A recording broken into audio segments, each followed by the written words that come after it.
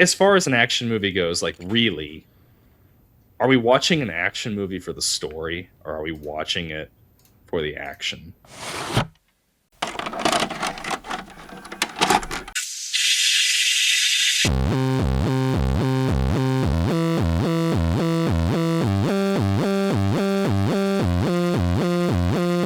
Your local video store card.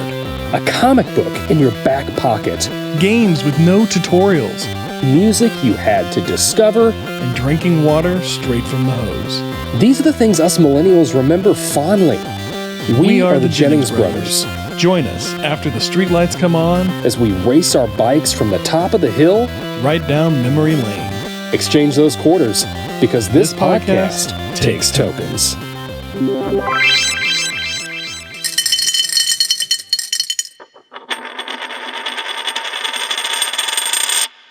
This podcast takes tokens. We are back. I'm Ryan. You weren't expecting that, were you?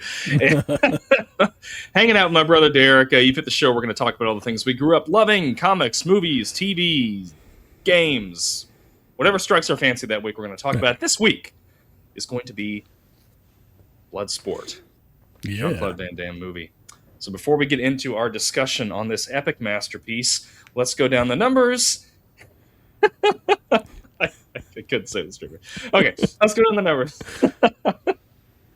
Released February 26, 1988, at a budget of $1.5 million. Opening weekend. What do you want to guess opening weekend is? Man, this looked like this was I saw it was a Canon film, and okay, well, I gotta out myself. So I did place a little guess for opening weekend and worldwide. Mm-hmm. So let me back up. I watched the movie, and then I watched a couple of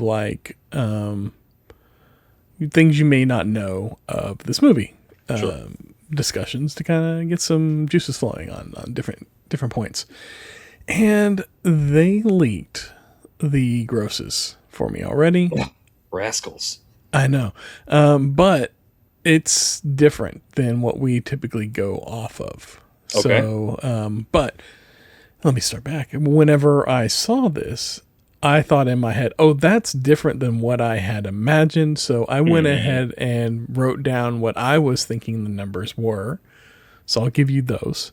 Sure. Opening weekend, I figured probably about $1 million. This is a Canon film from the late 80s. It couldn't have done like gangbusters. Mm-hmm. I can't imagine it did huge numbers. Was I right there? So, no. So, according to IMDb, that's our source of truth for this, opening weekend was like $515,000. So, a little over $500,000. So, it didn't quite make its budget back opening weekend. But that's still pretty respectable for $1.5 million movie. I mean, make a third of your budget back opening weekend is pretty good. And I had assumed this would have cost $3 or $4 million is what I was assuming they put into it in '88, but it is Canon Films. I mean, so they did things on the lower budget. They typically did a lot of straight to video, and they were famous for all those ninja movies and stuff that were again straight to video. And what's the one with Chuck Norris that they did? American Ninja? No, they did something. They did some ninja movie with Chuck Norris. I can't remember what it was. Strike Force? Delta Force, I think. Delta Force, I think. Yes. Delta Force. Yes. Yeah. So I was thinking they do a lot of straight to video stuff, so they probably didn't put much into it. And then I was guessing for worldwide gross, probably about $8 million.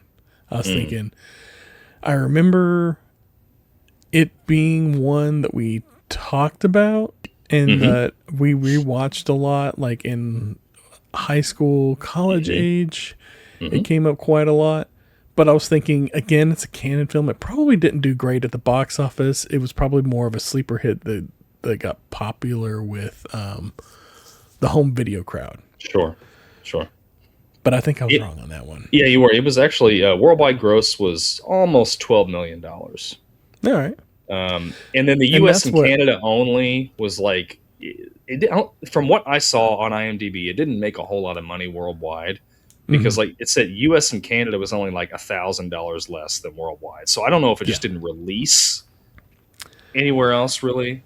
No, it did. So this is Okay. this is the point that I was getting at. Okay. Now, I went and I did a little bit of a deep dive. IMDb is notoriously inaccurate with their worldwide figures for older movies. So especially independent film pre like mid 90s, Sure. they typically don't have a lot of that information. Canon Film shut down like in the early 90s, and so like there's just that information isn't reported. And IMDb bases it off of Box Office Mojo, I believe, whose databases were digitized in like 99, and they don't have a lot of that stuff.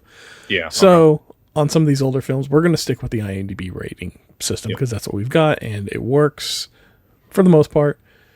Now, yes, here we're going to be a little off. In my research, this movie apparently did about 50 million worldwide.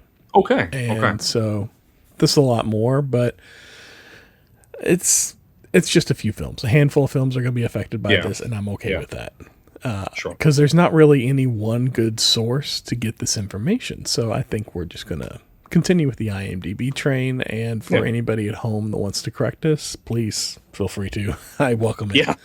Yeah. I mean, we have to like, there honestly, like there's so many different sources. We just have to kind of just pick one. We just want a consistent one.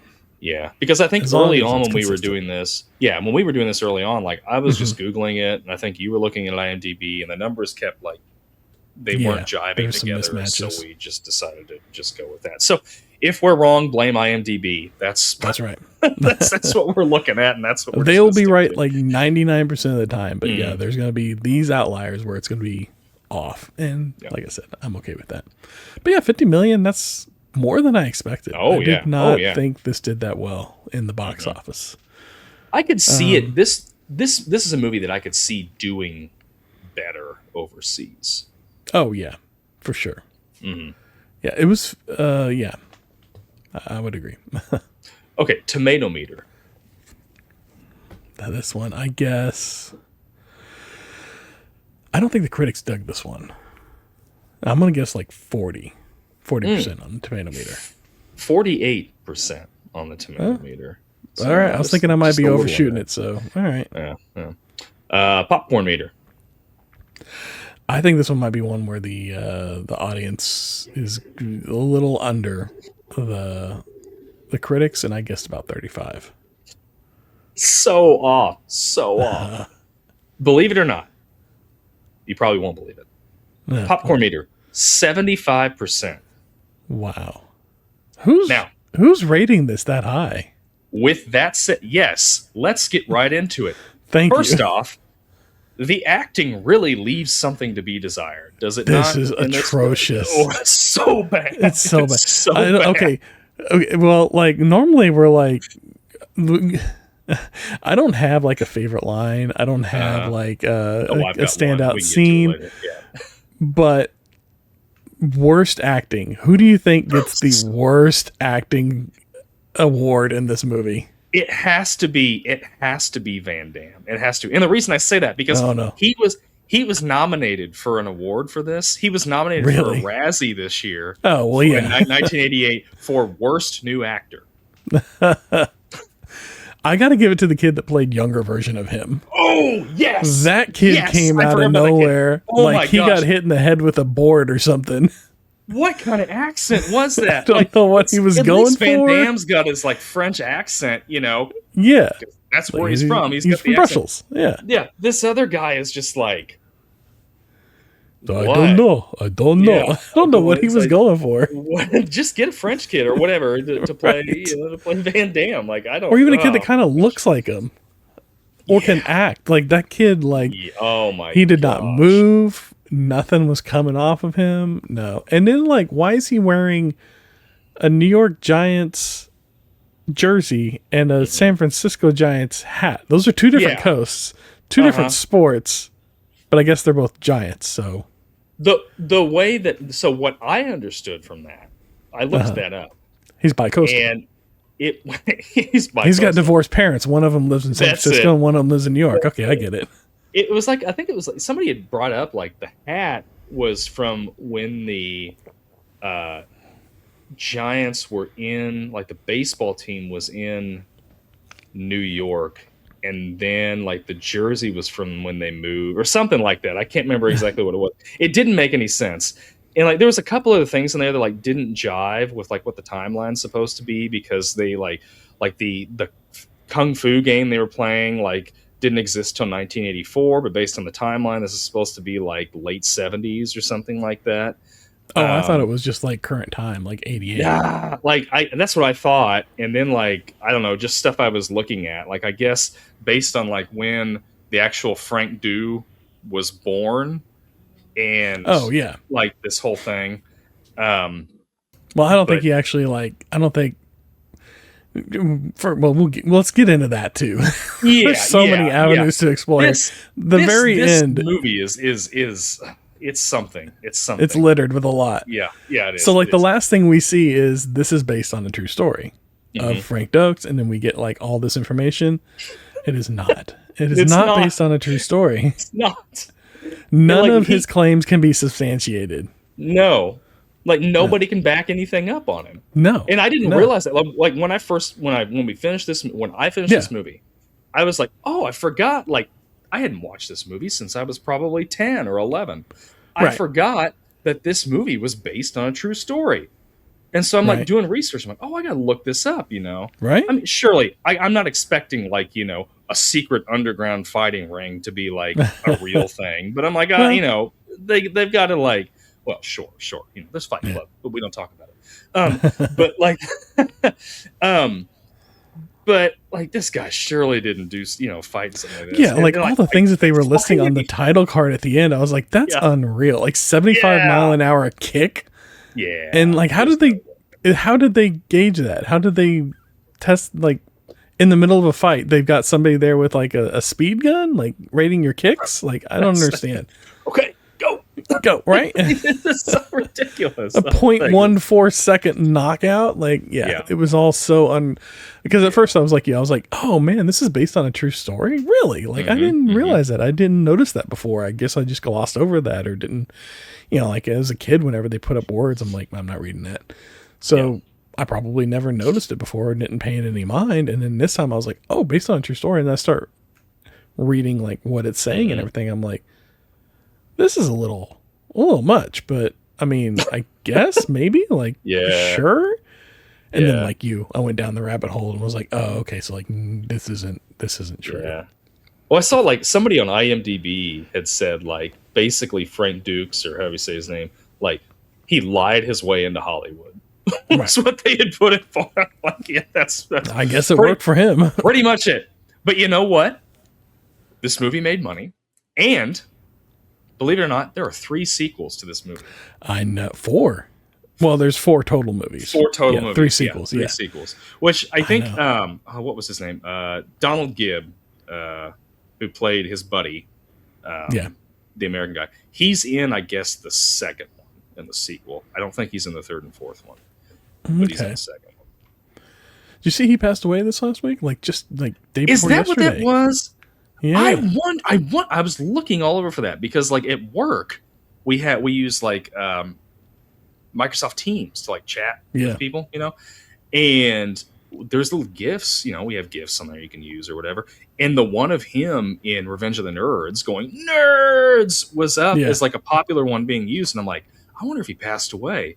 But like I was at work and didn't really want to go down the rabbit hole on work time, you know, especially since they can track what I'm doing on the internet there. And so I didn't, I forgot to look into it until you just said it. So I wondered if he'd passed away. It sucks. Yeah. I did like his character was over the top, and he didn't perform very well in this movie. But as the character, like I think he may have been the best actor in this whole movie. Well, that's okay. But that's like saying, you know, it's the nicest smelling turd in the cat litter box. Like, I mean, you know what I mean? Like he's just playing himself. That's all he's doing. Playing himself. He's playing himself. Yeah. But I did like the character, even though like you know, when he's fighting, he's endearing. Chun-Li? Not Chung-Li from Street Fighter. Yeah. It's like Chun-Li or something. Anyway, when he's fighting him, I'm like Van Damme's like, keep going. I'm like, why are you stopping? Like they haven't called the match. He hasn't like thrown in the towel. He could have beat him. He could have. He would have beaten him. Probably. I'm just like, well, they had to have Van Damme be the hero. That's why they had him lose. They had to have some reason for Van Damme to be like, oh, no, I've really got to get him. Other than like winning the tournament for the honor of his like friend or whatever, his surrogate brother. It was I don't understand. Like, what's the whole okay, this doesn't make any sense to me. This whole thing doesn't make a whole lot of sense. It doesn't make much sense. But so he like goes AWOL from he's supposed to go on leave. And is it Forrest Whitaker or somebody that comes and says something? Forrest Whitaker. Like, yeah. Which, hey, Forrest Whitaker's in it. That's cool. Comes and says something to him that, hey, the CO wants to see you or whatever. And he's like, oh, I can't, he takes off. What if he was like, hey, I heard what you're wanting to do, and I'm going to give you some extra days of furlough, for this. He doesn't know what he's going to say. He doesn't know what he's going to say. So he just takes off. And like this whole time they're chasing him, and he's like evading capture. Right. And then when they he's a man of his word. He meets him at the plane. I'll give him that. But then, like, we don't see it, but it's like all's forgiven, Oh, it's yeah, because he didn't die. Fine. He didn't get hurt. So it's like, whatever. Yeah. That was their only concern is that, what was it the guy said? Well, the government's invested so much money inside of you, so they don't want to, like, lose their investment or whatever. Yeah. The general or whatever his name said. Yeah. But, yeah, like, that whole, like, I don't feel like that was necessary, that whole part of the story. And I feel like it conflicts. He's a guy that's doing this for honor, but at the same time, he's willing to just like abandon his post in the military to go off onto this fighting tournament. Those two seem conflicting to me. Like, he's honorable, but he's not honorable. I don't get it. His sensei even says, like, when he's looking back, which was a whole ridiculous thing, like 15 minutes of him looking back, and keeps cutting back to Van Damme staring at the sword. Right. I'm like, just show him staring at the sword, do the flashback, and then bring it back. Like, you don't need to keep cutting to him. Like, we get the point. But his own sensei says, like, something that war is unnecessary, but he's okay fighting in this tournament that, sometimes people die. Like, it's like, what? It doesn't make any sense. It's like totally against what your value system is. Yeah. I don't know. Yeah, like this whole movie is just full of like all these little things where I'm like, this wasn't necessary, or this could have been like, it could have been a different movie, and all of it for like probably the last 5 or 10 minutes is the only part that it was worth anything to me. And even that, really not the last 5 or 10 minutes, just the fighting that led up to the last fight. The last fight I felt like was maybe one of the worst fights. And only because like it was just a lot of like Van Damme hamming it up for the camera, like giving his like crazed looks and doing like the whole thing where he's like blind, like quote unquote, is like they show like I guess his vision and it's all blurry, and I'm like, okay, but he can make out shapes, but he's swinging around like he can see nothing. Yeah. And I'm like, this makes no sense to me. Yeah, I liked the martial arts aspect of it. Like, even though like I don't like, I've seen it's the only redeeming factor martial arts movies, but like to me it was fun to watch that part. Like some of the different characters that were in it, like that guy that was like crawling on the ground. Like, what is this? It was so weird. It was I felt like he should have gone farther, or we should have seen more from him. All we saw from him was just like him running around acting like an ape or something. Yes. And he made it like 3 rounds, but we didn't actually see like how he got to where he got. Yeah. And did he have to break the bottom brick like Van Damme had to? Did anybody else? I think other than Jackson and him? I think it was because he had said that like he was there because of his sensei or whatever. I'm sure like his sensei is just like this like god to them, legend. Like, oh my gosh, well, if you're really him, break that bottom brick. And Jackson's awesome. He's like, see, he like breaks it over his head or something. He's like, here you go. I like whenever he was it Jackson like walks up to it and he's like, the bottom brick, and they're like, yeah, and he breaks it. And it's the top brick, and he goes, see, bottom brick is just fine. Don't break it. Yeah. And then they're like, no, break bottom brick. Yeah, he was good. Okay, so we're talking about unnecessary things. Yeah. The absolute most unnecessary thing in this movie was seeing Van Damme's butt. Yeah. I'm watching this in the living room, and my just wife the top half though. It's just the top half. My wife's, she's on her phone and doing whatever. And like, I just bust up because it cuts to that. She's like, "What's going on?" I was like, "You got to see this." I'm like, "This is just like, why? Completely why gratuitous. is this like?" It's just like there's no rhyme or reason to it. It's just like, "Oh, hey, we got to right look at Duck's butt in right this movie." It's just. I will say for that, like, I don't think there was a single moment where we had like a naked, unnecessarily naked woman running around. No. So. I mean, honestly, like this movie, like when I was rewatching it, I'm like, okay, like I know when we watched like True Lies and stuff, I was like, gosh, I can't believe our dad let me watch this, right. But this, there was some language in it, but I didn't ever really feel it was like it was rated R, and I don't know if it was like for violence or like for the blood. For the blood, okay. Yeah. This I would not have a problem. I don't know if I want my 9-year-old daughter to watch it, but like I would not have a problem with if she walked in. You're like, yeah, okay, yeah. I don't know. I would agree. I mean, yeah, like, yeah. I don't know where to go with that. But that's no, I don't either. It's rated R. But this was 88, so they had the PG-13 at this point. But yeah, they did. It's R for the blood. Yeah. I don't think it would have been R today. No, I think it R would for have the been butt. Again, okay, why throw it in there? You widen your audience if you have a PG-13. Yeah, I guess I don't know. Violence Maybe it was in blood. his contract. I mean, we've seen from doing Street Fighter, like Van Damme's pretty like wild, full of himself. Yeah, yeah, full of himself. So maybe that's what it was. I don't know. Did you notice all the cat noises? Thank you. Yes, I had this on here too. I'm sitting there and I'm watching the movie, and then every once in a while it's meow, and I'm like, okay, my cat's like freaking out somewhere, and then I go meow, and I'm like, are you okay? What are you doing? And I'm yelling at my cat in the other room because I'm the only one home at this time watching the movie. Yeah. And then like I paused the movie and I made myself dinner, and then I go to sit down and I eat my dinner and I'm watching the rest of the movie, and it starts up again, meow, and I'm like. And I look around, and all 4 of my cats are asleep on the couch around me. Yeah. Not one of them is looking up, and meow. And I'm like, well, okay, where is that coming from? And so I rewound, and I was like, okay, it's in the movie. Why is there this little meow? It drives me nuts. I looked this up, and I guess the explanation I found, which I don't believe, thank God, by the way, was that it was like something to do with the synthesizer they were using, and like a combination of that and like crowd noise from the film. I don't buy that at all. I think somebody had their cat in the sound booth. I think somebody had their cat in the sound booth. I think whoever was doing this was like, this movie is not great. You know what it needs? It needs a cat. How many it needs a dang cat. That's what it needs. That's what it needs. So we're gonna subliminally, air quotes, put these cat meows in there.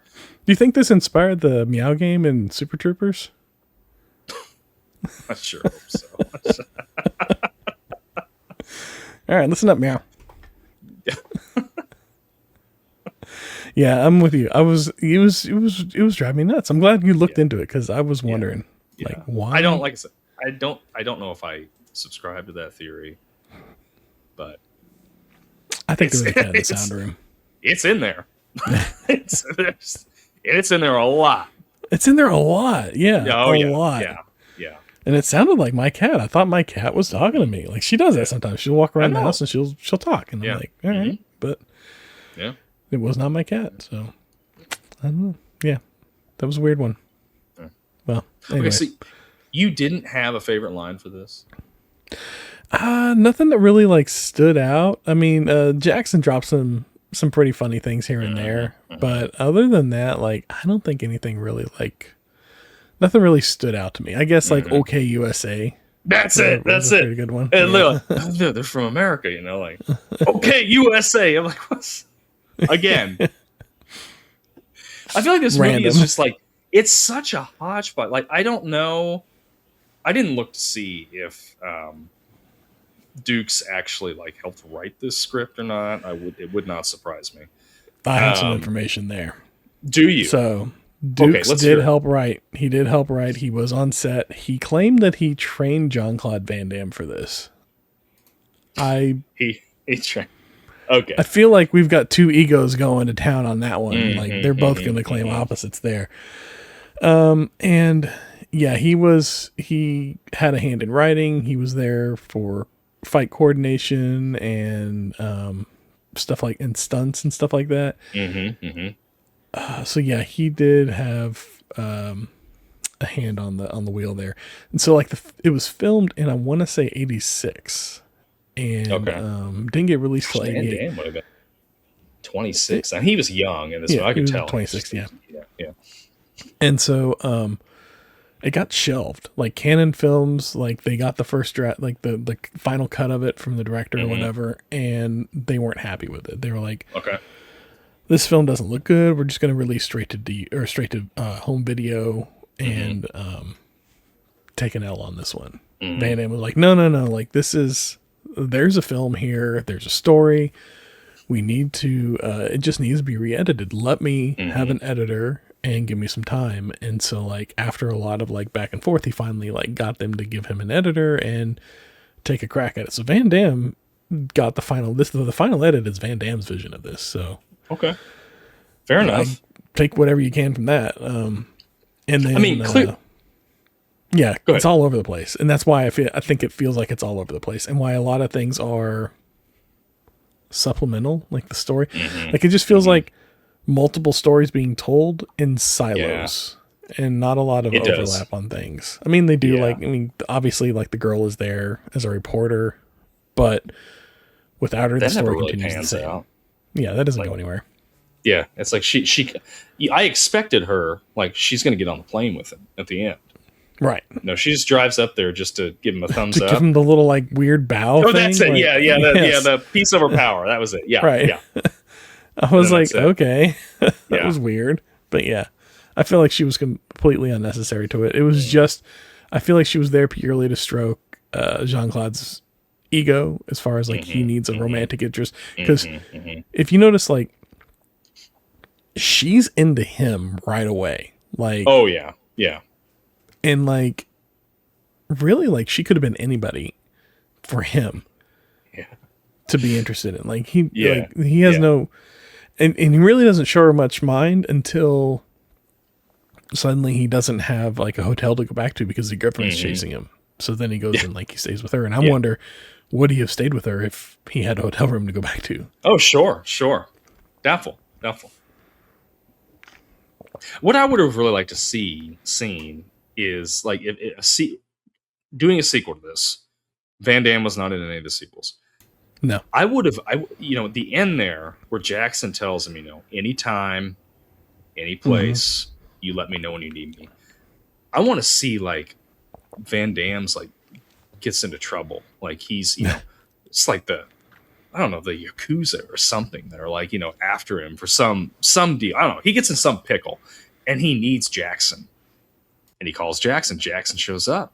And it'd be just like a buddy action movie with these two beyond this weird, tournament thing that exists but doesn't exist, and somehow a reporter can still get in there, and I don't know how she's gonna what kind of story is she gonna write about this? Like I don't get any of this. It would have made a lot more sense, or they could have done a sequel that made I think clearly this movie that's okay, go ahead. Okay, here's your sequel. Yeah. Van Damme is back in the military and he gets into the military police, like investigation type stuff.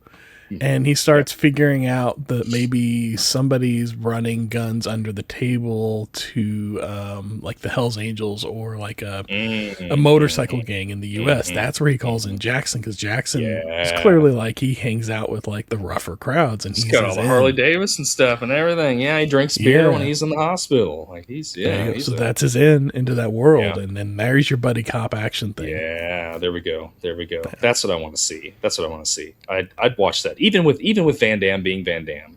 Yeah. I would watch that. I mean, like, yeah, the guy is like a skilled fighter.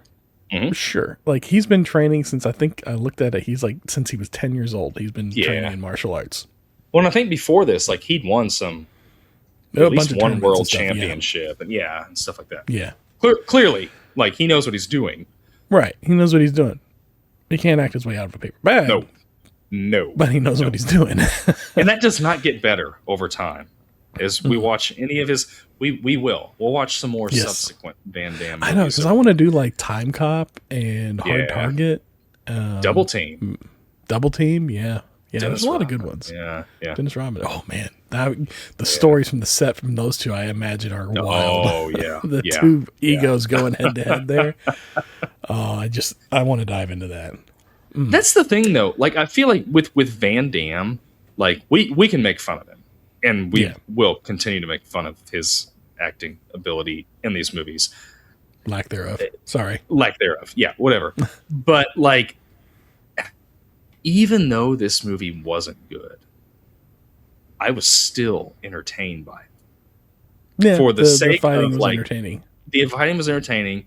And just for the sake of even just laughing at the absurdity of like his butt, or just like the story of just, him with his sensei, and it goes back to his face, and then him as he's younger. And like, it wasn't good, but it was still a fun watch, I feel like, for that reason. Now, is this something I'm going to continue to go back over the years and watch again and again? No, I will not.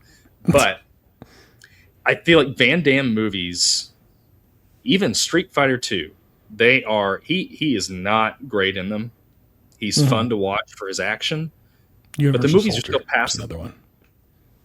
What was that? Universal Soldier. That's another one. I think that was probably my favorite Van Damme. So I'll be curious to go back and watch that one. Yeah. What was the one? Was it Double Team that he was? There was one where he played him like he played twins. That was a double take or double vision, take. Okay. Or double fist or double. I don't know. It's double something. He did like two double ones. It was double. I don't remember. Yeah, it was. I know what you're talking about. Yeah. Double target. I don't remember. It was double something. And then he did double team. There's hard target. Yeah, and then there's hard to kill with Steven Seagal, not to be confused with hard target. Steven Seagal. Okay, that's another. Whoa. Here's the thing. Would you take if you are shooting an action movie and you have to pick, your star has to be either Seagal or Van Damme. Van Damme.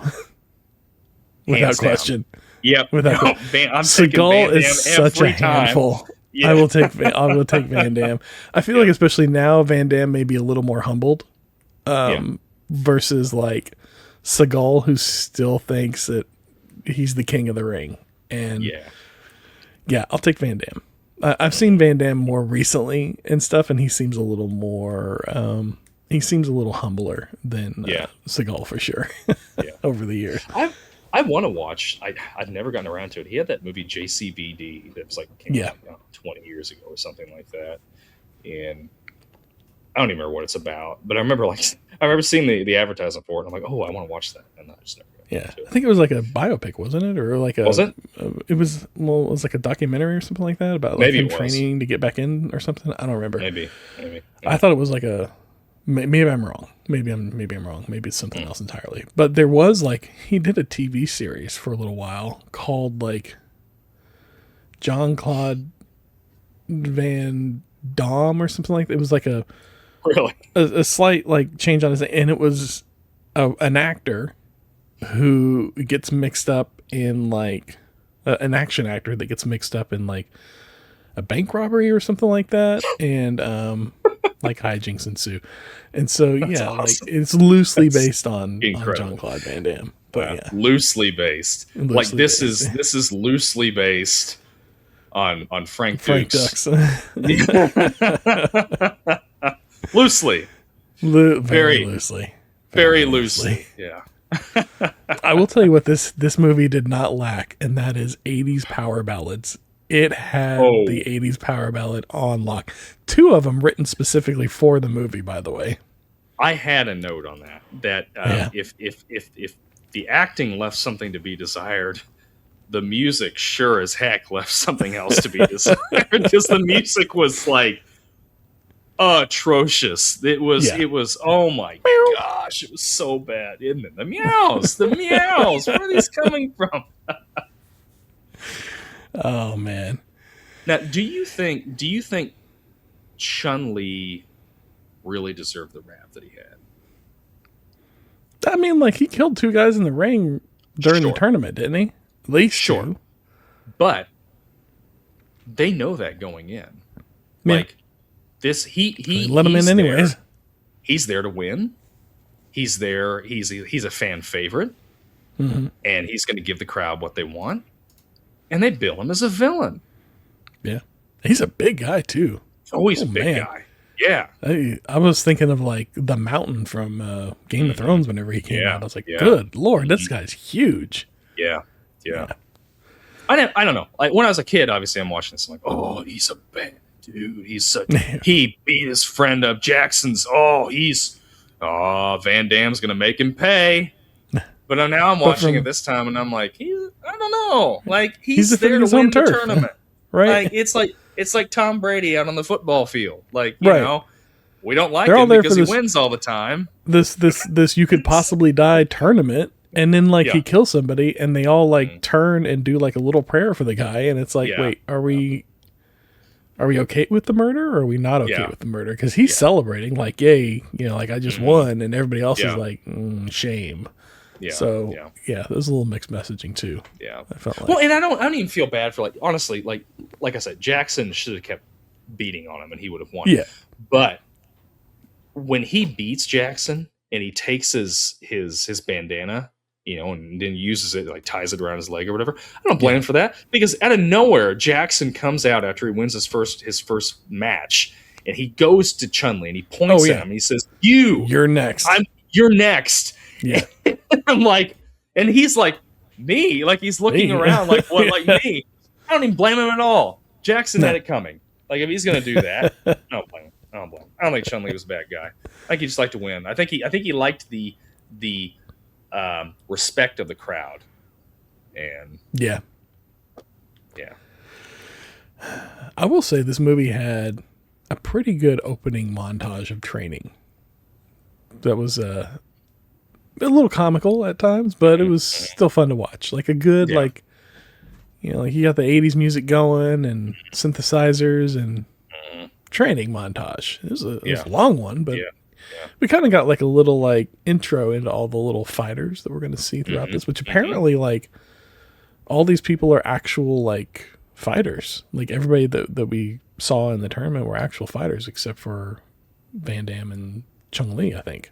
Oh, I thought sure you were going to say, except for the guy who was like running around on all fours and rolling. No, yeah, like apparently he was like a real fighter too. I don't know either. Gorilla? I guess. I don't know. No, I did though. I did like the the montage was fun. I liked the little clips of him with his sensei, and like he's got him tied up on the ropes, and he like breaks the ropes, or whatever. Like that stuff was kind of fun, but it was stupid. What made it stupid was, again, they kept flashing back to him looking at that sword, and I'm just like, this is so dumb. Right. And then like they show like his sensei's wife, and they're like looking at each other and like, he knows he's good. He's good. Because he he's serving them tea when he's blindfolded, and it's he blocks the strike or catches it or whatever. Yeah. She was impressed with him. She was impressed with him. She was impressed. Yeah. Did he? You never get to see him go back to his sensei after this thing's done. No, I think his sensei died, didn't he? Did he? Well, they don't. Outright. He was on his deathbed. We know he's dying. Yeah, but I don't. I assumed at the end of this he was going to go back and look what I did for for the family. Maybe that's a sequel we didn't get. I don't know. Maybe so. I don't remember the second one very well, so I don't know. I've never watched the second one. I don't know if I feel like I need to watch the second one. I know not we, but like me and my friends right after high school, like probably like I just graduated high school, sat down and watched all 4 of them like over a weekend. Like rented all 4 of the VHSs. Did you really? Yeah, Holy sat down and watched them all. I don't remember them.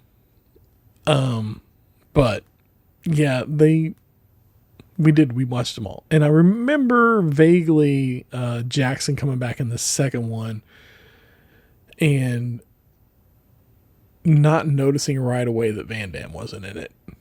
I remember that. Oh, Jackson didn't notice? No, I didn't. Or you? Okay. I didn't notice that it wasn't Van Damme for He's walking around. He's like, Frank, hey, where's Frank? Frank, how hard did he get hit?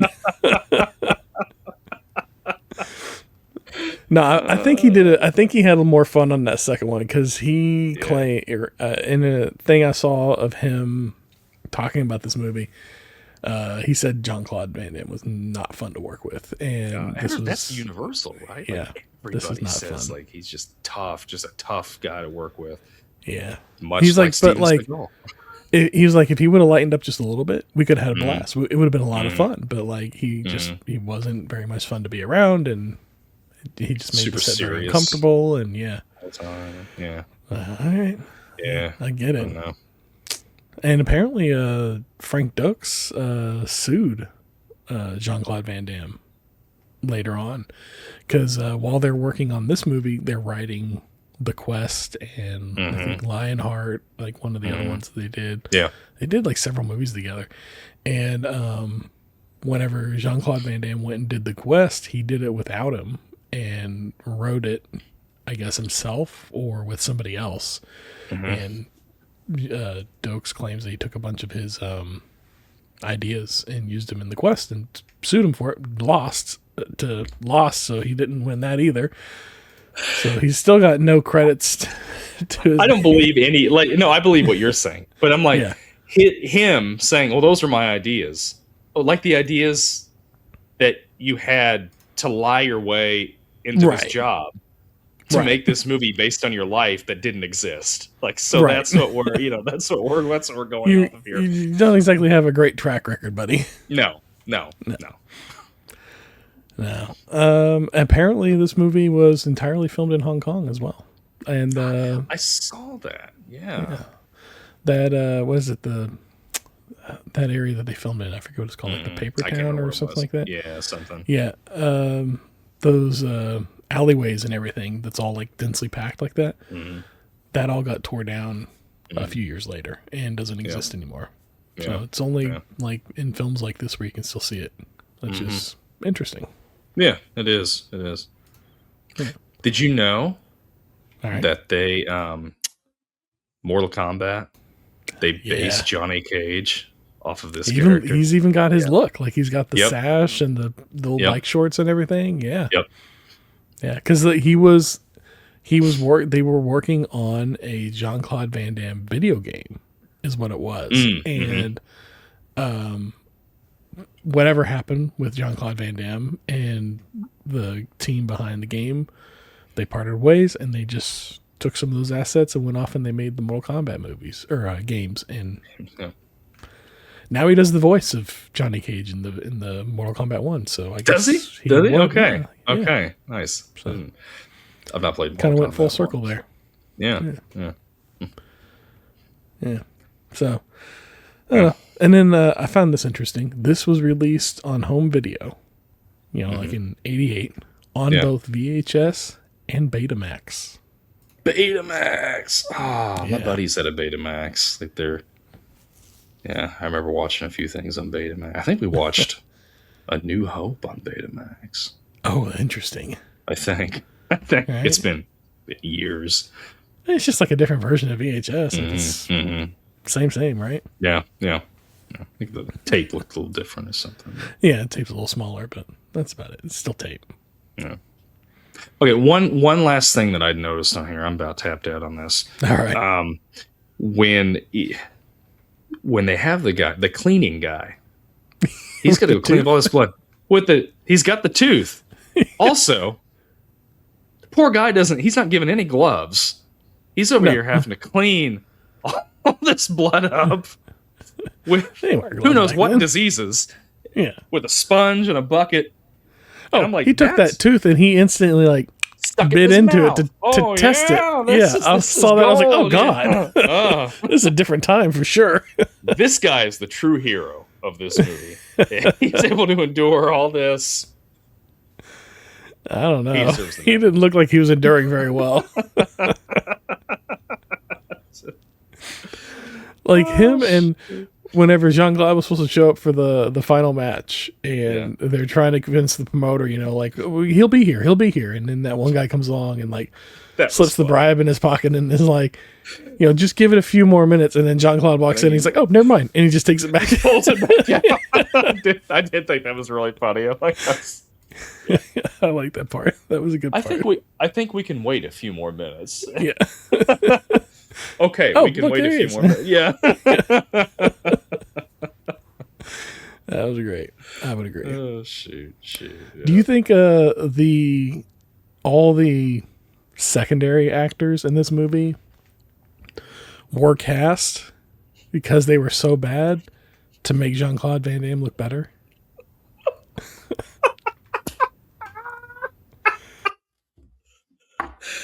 That's my theory.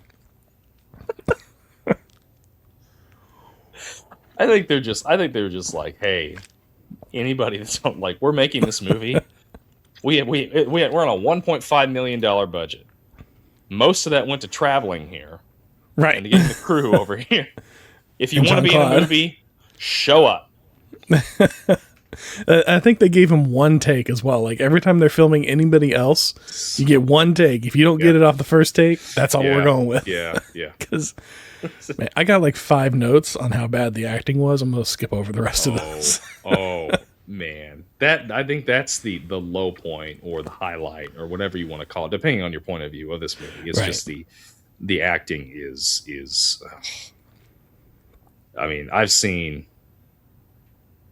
bad stuff.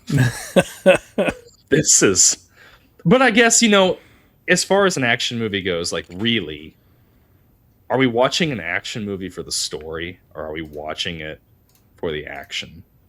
Now? I want a little story with it. Okay, now.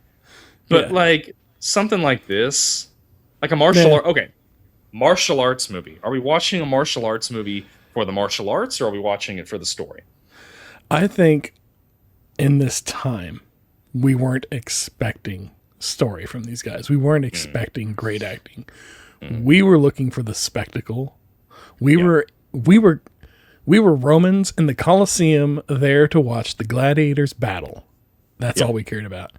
Yep. But I feel like we've evolved quite a bit since then, and now we expect more from our action films. Yeah. I feel like the 90s changed that with movies like we did True Lies or Last Action Hero. Or even Terminator. These movies, Terminator. These movies changed. James Cameron alone changed action films throughout the 90s in a way that we just can't go back. You couldn't make this movie today the same way and expect anything out of it. Other than you get what you get, and if you're not putting in that much, you're not going to get that much out of it. Okay, so along those lines, if we are, let's say we decide that we're gonna remake this movie, who are you casting as Frank Dux, whatever his name is? You keep saying it right. I keep saying it wrong. I think one of us is right, one of us is wrong. I don't think it's me, and I don't think it's you. I don't even, at this point, I don't even know if that's his real name. Frankie D. No idea. Frankie D. That's it. Who are you casting as Frankie D? Oh man, that's a good question. I don't know. There's not. I can't think of anybody that's young enough and a big we don't have action stars like this anymore. No, our action stars are older. They're in their 40s and 50s. Yeah, we don't have anybody that's in their 20s that's an action star. 20-year-olds aren't playing action heroes right now. That's just not. Well, and if they are, like, I mean, well, okay, yes, I agree with you. I'm thinking, like, most of these 20-year-olds or 20-somethings that I see in movies now, they don't even have, like, the build. Right? To do this. And that's fine. Like, yeah. I think there's a lot of just stellar actors out there right now.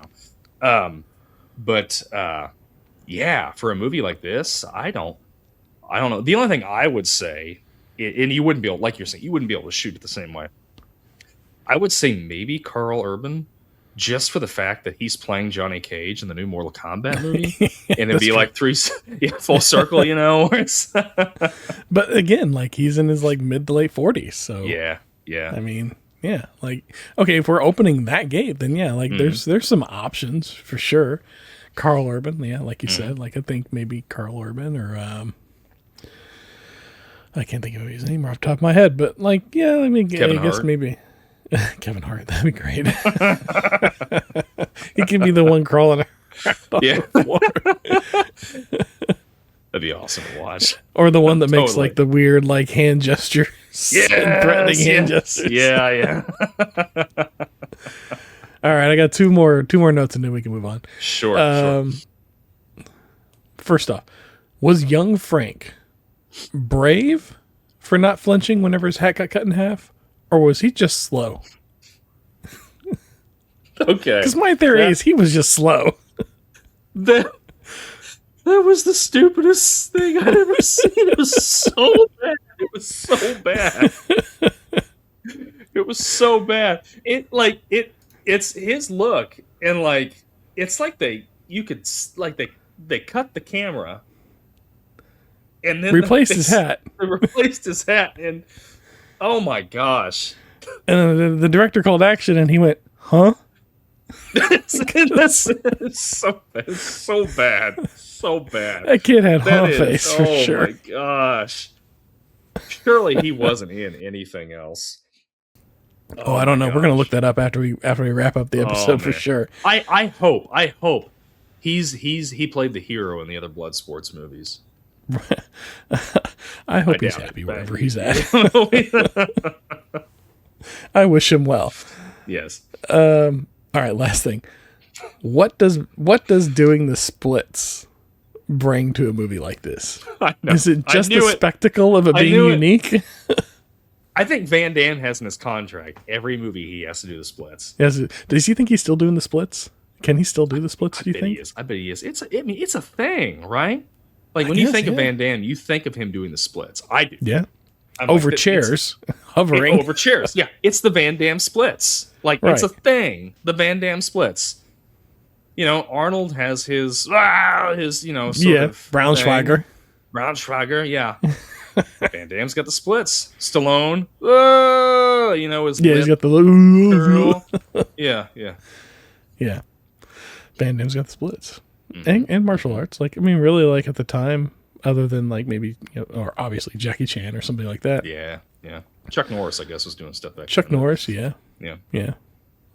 Because Bruce Lee was gone at this point. He wasn't. Yeah, he was around anymore. I think late 70s, or was it early 80s we lost Bruce Lee? I think it was early 80s we lost Bruce Lee. I think it was, yeah. I mean, the promise of Brandon Lee, and then that incident happened with the crow. Sucked. Yeah. But anyway. That's all I got. That's Bloodsport. It was fun. It was a fun rewatch, if for nothing more. Like, it's a fun look back on something that I enjoyed as a kid, and I have had a blast just razzing on this with you. It's fun. It's fun. Yeah. And you can say what you want about the movie. Like we've said, it's not a great movie, but it has a 75% on Rotten Tomatoes. 75%, I think, on Rotten Tomatoes from the viewers for a reason. From the viewers. Yeah. From the viewers. I think this is clearly a cult classic movie. Yeah, which we've done cult classics before, and they weren't necessarily this highly rated on IMDb. No. So I think we know what demo favors Rotten Tomatoes. Oh yeah, absolutely. All right. Let's give it a token score. How about that? Okay, sure. Yep. Looking back at Little Ryan, how do you think he would have rated this the first time he saw it? I would have given this literally a 100. And the reason being, I was so into martial arts back then. Like, I never did do karate, but like I loved kung fu. I loved all the martial arts stuff. And the reason I give it 100, because the highest praise I can give this is I reenacted this with my action figures. I even made, I don't know if you remember this, I made a ring for them to fight in that had, like, you know, at the end how the ring kind of angled up. Yeah. For I don't know why it angled up. It was never like that. So they keep having to come baback to each other. Oh, okay. Yeah, I made a ring like that for my action figures to fight in, and I reimagined this story over and over again with my action figures. Oh, okay. So 100. All right. Yeah. I think I would have given it probably like an 85. Like I remember enjoying it, but I don't remember rewatching it a whole lot until like high school, and then we rewatched it a few times. But yeah, it wasn't like a huge rewatch, but I do remember enjoying it whenever I first discovered it. So yeah, probably like an 85 for me. All right, how would you rate it this time? Okay. You're not gonna believe this, but I for all the bad that I've riffed on for it, I'm still gonna give it like a 70. And the reason being is because it was, like I said, it was still a really fun watch, even though like a lot, it doesn't make sense. The acting sucks. Like, there's something to me that's endearing about this movie that's still like, this is like, it was a fun rewatch. Okay. Yeah. Fair enough. I gave it a 45. It was a fine rewatch. Don't get me wrong. Like, it was fun. Obviously, the most fun I had with this was coming on here and talking about it with you. Sure. But it was, like I said, I had copious notes on how bad the acting was. That just, it was hard to watch at times, especially early on. But then once they got in the ring, I was like, okay, I remember now why I enjoyed this film. It was for those ring shots, and for that, saves it from getting like a 10 from me. Is sure. The action worked for the most part, and Jackson was fun as well. Yeah, I completely hear you, and I get it, and I don't disagree with you on that. Like, I understand. I understand your score on it. Yeah, technicality. How do you feel there? A 30. A 30. Wow. 30. I was a little more generous. I gave it a 50 right down the line. I feel like the action makes up for the acting, but only like they just meet in the middle. And then I don't think they can take credit for the sets or anything, because this is all filmed on location in Hong Kong. There's no real set work or anything. So I feel like all we're left with is the action and the acting, and they kind of cancel each other out. So for that, I'm giving it a 50. See, I would say that, but young Frank really brings it down. I mean, he does. This may be, like you were saying with Jackson, with Don Gibbs. This may honestly have been like a 20, but Gibbs gives it a little bit of an edge. Yeah. Up. Yeah, he neutralizes young Frank. Yeah. All right. Now the big one. Rewatch. How likely are you to rewatch this film? Honestly, like, I know my number's going to be all over the place, but I'm going to give this like a 35. I really don't see myself watching this again. As fun as it was to rewatch it, it's going to be like, it's got to be like perfect circumstances to watch this movie again. Yeah, I gave it a 10. Somebody's going to have to want to watch it before I'm going to want to watch it. Yeah. I could be talked into it, but it's going to take a lot of convincing and the right circumstances. But if anybody out there wants to watch it, it's available on YouTube for free. You can go watch it all day long. Yeah. And have fun with that. Yeah. All right. Token score. Bloodsport. 55.89. I think this might be our lowest. It might be. Yeah. No, I take that back. Street Fighter had a 46.38. Another Van Damme movie. Go figure. And Super Mario Brothers had a 35.2. So, what part did Van Damme play in that movie? I don't know. Was he Yoshi? Sure. Let's just see. All right. Let's move on to Retro Ramble, shall we? Yeah, sure. Put this one to the mat. Did I? Like that. I had left you with the Retro Ramble. You did. Like you that? did. I like that. Yeah. All right. Greatest hero sacrifice in a movie other than Tony Stark in Endgame. What do you got? I knew I didn't pick that because I'm like, oh, it's too obvious. It's too obvious. Yeah. It's too obvious. I picked this might surprise you. The Giant from the Iron Giant. Oh, you watched the Iron Giant? That's a pretty good one. Yeah. Superman. He flies up to stop the nuke from bombing the town. Sacrifices himself. I know he finally, at the end, you kind of get a hint that maybe he's piecing himself back together. Oh yeah. But that's a good one. Finds him. Yeah. But Hodor. That's a good one too. Yeah. All right, I got a couple honorable mentions I'm gonna throw at you just to we'll throw these out of the way, and then I'll give you mine. T-800 in Terminator 2. Although I had to disqualify this one because he does not technically sacrifice himself. He just gives them the idea to sacrifice himself. Because he can't terminate himself. He can't terminate. He can't self-terminate. No. Doc Ock in Spider-Man 2. That's a pretty good redemption arc there. Yeah. Peter Parker being forgotten by everybody in Spider-Man No Way Home. Giving up that was a pretty big sacrifice. And pretty much so anything Spider-Man does. Like, man, that kid sacrifices so much. Oh, yeah. For a superhero. One of the greatest superheroes of all time. Absolutely. All right, last honorable mention. I'll give you my full one. Doc Brown giving up his way home at the end of Back to the Future 3. Is that really a sacrifice? But he's sacrificing it for love, so, I mean... He's got Clara, Yeah.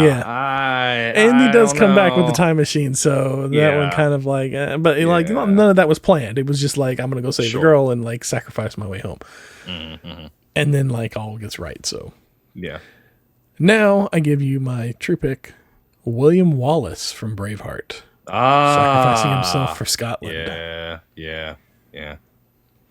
Funny story for that. When I was a sophomore in high school, our history teacher told us one of our assignments was that we had to write an essay on any historical figure that we wanted. We could pick any of them, and I was really into Braveheart, so I picked William Wallace. Couldn't find a single book about William Wallace anywhere in town. This is before, we had the internet, but we didn't have the internet rudimentary at home. internet. It was very, and I ended up writing the essay based on the movie.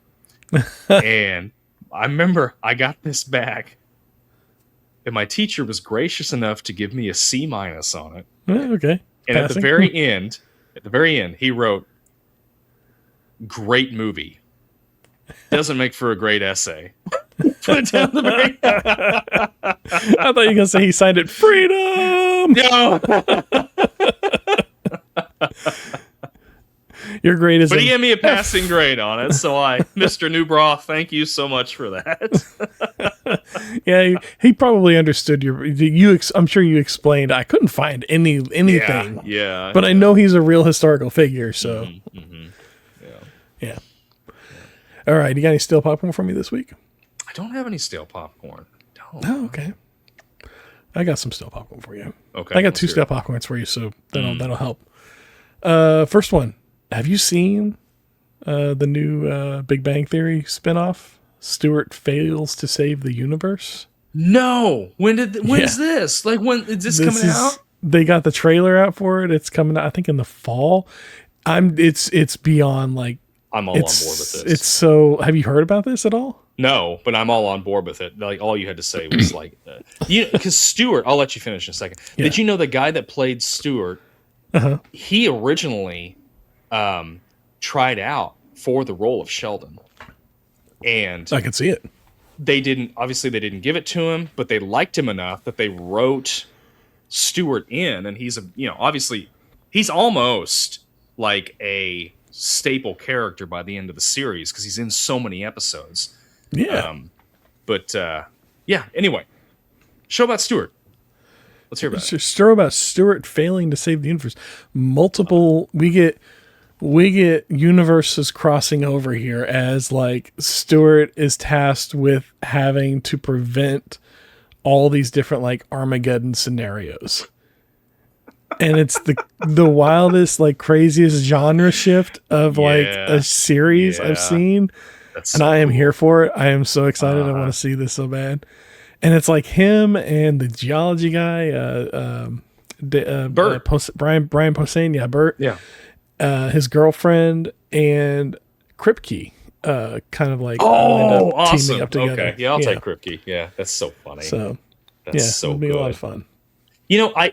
I've been watching through Young Sheldon, and it's really good. Like I was super skeptical about it, but I love all the throwbacks it's great, to Big Bang Theory. And like there was an episode where like he was afraid to like swim or something, and he had this dream where this water is like talking to him. And I'm like, gosh, that voice sounds familiar. It was Callie Cuoco that did the voice of the water, and I'm like, oh my gosh! And it's so good. And really spoiler alert, I hate that his dad eventually dies because like you're gonna cry. His dad is a fantastic character. Like maybe one of my favorite sitcom like characters. You're watching this and you're like, oh man, like Sheldon, like, and it makes so much sense. You're like, okay, we're hearing in Big Bang, we're hearing about Sheldon's dad from Sheldon. So it's his interpretation of like the events. And like there's several things where like he talked about like his dad cheating on his mom a lot and everything like that. Where they explore that in the show a little bit, and you see, that was his interpretation of the events, like how things actually like unfolded is a little bit different, and it's kind of cool how they like correct a little bit of that lore to soften the father figure, and you kind of endear him to you a lot, and you really enjoy. You end up liking him and understanding him a lot more, and then it's just like. It's going to be sad. I'm sorry. Yeah, I know. And when you get done with that, then there's Georgie and Mandy. That's a good one too. His first marriage. Yeah, that one. Yeah. My daughter really likes The Big Bang Theory, and we watched Young Sheldon all the way like in real as time it aired, as a family. Yeah, and now we're watching Georgie and Mandy. With her and everything, and she enjoys that and Ghosts. So like that's our Friday night. We'll sit home and watch Georgie and Mandy and Ghosts with her. And that's fun. That's our family time. I enjoy that. I love that they've just made this whole universe out of the Big Bang Theory, because it really is. Like I know it's like such a simple concept, like of just these nerdy guys that are out of touch with reality and they're living in this, But you really, like I really think like after having watched that in its entirety over the last couple months, like that's probably my favorite show. It's just so well put together, and you want to hang out with these characters. Like you just want to be a part of this group, and just being able to build off of that and to have quality products that come out of that, and not just some crappy, we're just going to cash grab just to, say, hey, this is part of the Big Bang Theory. It's been a lot of fun. So, yeah. Nah, I would agree. I like how they cast Zoe Perry as Mary Cooper, who was the daughter of the original Mary Cooper, which is just like it's great, and she just looks the part so much. Again, she has all the mannerisms and everything that Mary. It's like she's been studying that character her entire life. It's so good. And then I can't remember. She was in Ghostbusters. It plays his grandma. She does. Oh yeah, excellent. Annie Potts. Yeah, she does so well. Yeah, everybody great. Ian and his sister. Georgie, like there, it's so well cast. It's such a fun show. Right. And And sorry for the Big Bang Theory episode that we're having now. You even get Wallace Shaw in there too, so that's fun too. And what's his name? Ed Begley Jr. For a while. Yeah. Yep. Is one of the other scientists. Yeah. But yeah, I agree. It's a good series. I enjoy it. I enjoy it more, I think, with each further iteration that they go down the line. It's just a little more fun. So, like I said, I'm looking forward to Stuart Fails to Save the Universe. I think that'll be a lot of fun. That sounds, His character's so funny. Yeah. Just all the, I mean, he's just like, all his little nothing goes right for him. Yeah. No. Yeah, and that's the thing. Nothing goes right for him, and he's the one that's going to be tasked with saving the universe. So funny. All right, my last stale popcorn for you is, why haven't you started Dungeon Crawler Carl yet? Because I'm like, I'm reading through a bunch of comic books. Okay. They have a comic book? There's a comic book version of it? Yeah. Okay. Yeah. Okay. And as a matter of fact, you could pick up the first chapter on Free Comic Book Day. Is one of the free comic books they did this year. Okay. So, very cool. yeah. All right, that's all I got. What do you say we hit a little gum under the seat and we'll wrap this one up? Yeah, we had 2 comments here during the show, both by Jesse Lapine. And one, they said, when we were talking about Jean-Claude Van Damme, and I think like the other movies he's been in, that he's a good villain in The Expendables 2. I've heard that. I don't think I've actually watched The Expendables 2, but I did hear that he was a good villain in that. So I knew he came into it. I didn't know he played a villain. So that's interesting. I only saw the first one. I never watched the subsequent. I remember when the first one came out, like my friends and I went like, "Oh my gosh, all these action heroes, man. We gotta check this out." Yeah. I need to watch the next one. And then they also said, when we were talking about our favorite best heroic sacrifice, Leon from Leon the Professional. Oh yeah, that's a good one. Yeah. Yeah. Yeah. It's been a while since I've seen that one. Yeah. That's a good one. It's on the list. Yeah, absolutely. Along with 400 and some odd of literally, people, we have so many movies. Yeah. All right. Well, thanks for that. Appreciate it. Yeah, thanks. Appreciate it. Okay, back on YouTube, Ryan was discussing BioShock Infinite being one of his favorite games in our top 5 video games of all time episode. And Mr. Matt Magoo says, agreed. The first 2 games were amazing in their own right, but Infinite just sucked me in. Literally had me at the edge of my seat at times. So many twists. A girl you actually wanted to protect in a world that was so unpredictable. Such a great game. Yeah. I've completely heard good agree things with it. Yeah. Yeah. It's on my list. It's great. List. It's so good. It's so good. It's so good. That's all you can say. A life-changing experience. Like, and I halfway am serious about that. It's really, really good. Yeah. All right. It's good. Ryan McIntosh on the same subject. Ryan McIntosh X6I says, liked your guys' content, but the weird AI graphic at the end just kills me. He's talking about my my thumbnails I create. Yes, I have Google Gemini help me generate my thumbnails. Sue me. I'm trying to save a little time here. I don't want to. I made them for like the first year, and nobody appreciated them. So yeah, I went over to Google Gemini. That does them now in like 5 minutes, and I move on with my day. Sorry. All right. Let's get. Okay, I'm gonna do one more, but it's a big one. Okay. On the top 5 video game episodes discussion, and I only pull this one up because it is Will Ford 81 coming out of the woodworks. One of our longtime listeners, biggest fan. Appreciate you very much, Will. Here we go. Will says on the subject of top 5s, here's my list at the moment. Some of these may change over time, but number 1 is highly unlikely to ever change. Here's a few honorable mentions first. No Mercy on N64 was the best wrestling game of all time. I would agree.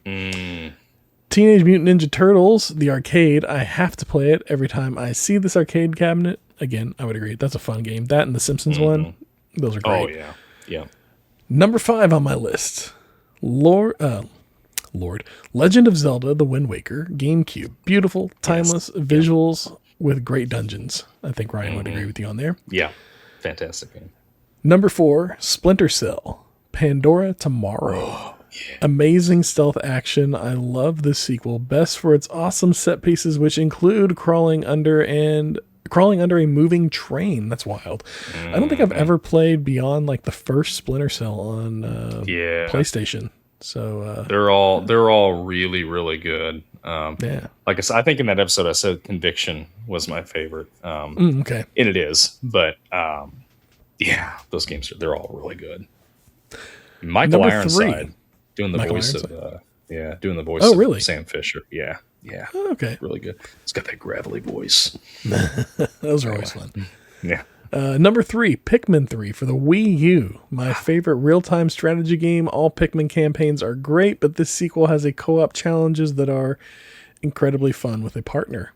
I don't think I've ever played a Pikmin game, but they look fun and they look really good always. Mm-hmm. I played the first one. I think I actually own the first one. But I've not played any of the subsequent ones. But that's a GameCube game, right? It is, yeah. Those are rare. Yeah, I can't find GameCube games out in the wild. It's rare. It's on my shelf over there. You may be able to put your daughter through college with that one eventually. That and my Legend of Zelda collection. Yes, absolutely.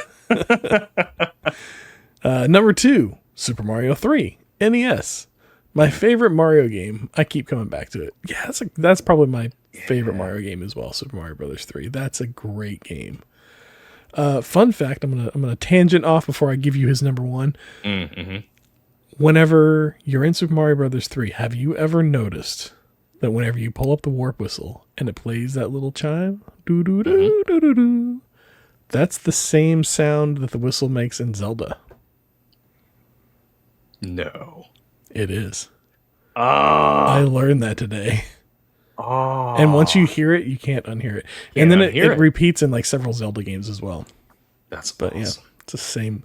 On the NES, it's the exact same sound, which is just like, man, Nintendo had I mean, that's totally Nintendo, though, right? Yeah. Like, I know they like to reuse assets, but like, I also think there's something like, I don't think they're just Nintendo's very intentional about what they do. Synergy.